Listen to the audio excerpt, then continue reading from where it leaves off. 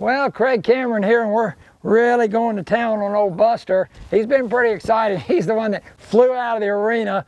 I mean, as soon as we started, just went and brought him back. He's safe, he's sound, unhurt, and we've been going through a lot of great stuff here with the flag, the stick, the string, picking up his feet, putting the ropes all over him, conditioning this horse physically, mentally, and emotionally to accept us and not be afraid, preparing him for our first ride. So here, I'm going to use the Tarp, and you've seen me use this a lot, but remember, horsemanship is repetition. I don't think you can see it enough times, hear it enough times, or do it enough times. By doing this kind of work, well, that's a nice change from when he first came in here. We're really unsure and real tight. So again, just getting this horses where they're better. This is where the rider is going to be, up there. There. Work both sides as usual. Beautiful, beautiful. Sometimes, if I can, I'll reach down there and pull that around him like this. I can do the same thing on their neck like this. And so I just put it all over this horse. And guess what? I think really I'm ready for the saddle. So I'm going to ask a young man that's been working for me now, came here as an apprentice. He's been here now 4 years. Come on in, Dylan. And we're going to do a little saddling.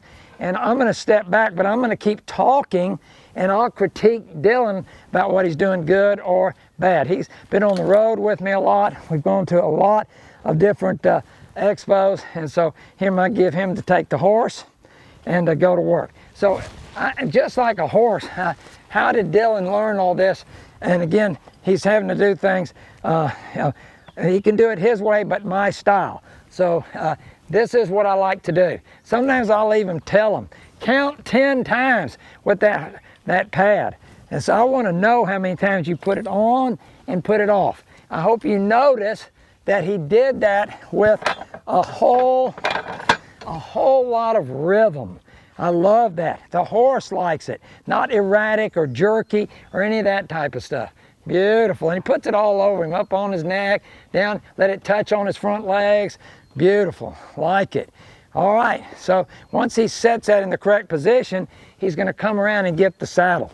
You know, later on, I may do a segment on how to hold the saddle. There's a certain way. Turn and face the camera. Just see how he's got it kind of like his school books. Now he's still got a free arm over here, and he can swing that and not smash it down, but set it down on his horse. So watch him just make sure the horse is ready and just sets it on his horse in a real good way. And again, we saw how explosive this horse can be. So we're still just, you know, we're not, people tell me, Craig, aren't you scared working and riding so many young horses? I tell them, scared don't help you, but careful does. So we're not scared, but we're dang sure careful. We keep listening to this horse. We keep watching this horse. So this horse can tell us if there's a problem starting. See those ears go back? And he's gonna get that pad right where it needs to be. I'm a pretty big stickler about getting these saddles in exactly the right position. So this saddle's obviously never been on this horse before, so if he needs to adjust it, maybe it'll fit. Looks like it's fitting pretty good to me.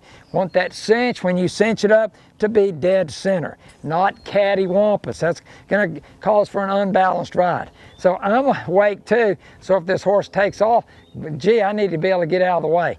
In reality, a smart thing maybe would be for me to be on the same side as Dylan, and that leaves that horse someplace to go if he feels like he just can't take it. But right now, he's doing pretty good. He's standing pat, and guys, you don't have to cut him in two.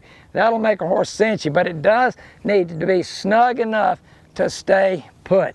So once he gets this horse settled right there, I'm just gonna ask him to step out again, and then I'm going to take that lead line and we'll just offer this horse a chance to move around. Excellent job by Dylan. We'll be bringing him back right there. So again, you see this horse right there. A lot of times what I like to have is my flag. So if they come right at me while they're bucking, again, I can kind of flag him off. But I like starting at a walk.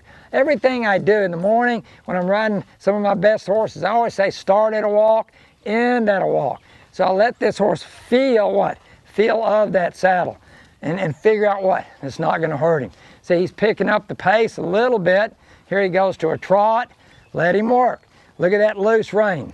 he needs to figure out what?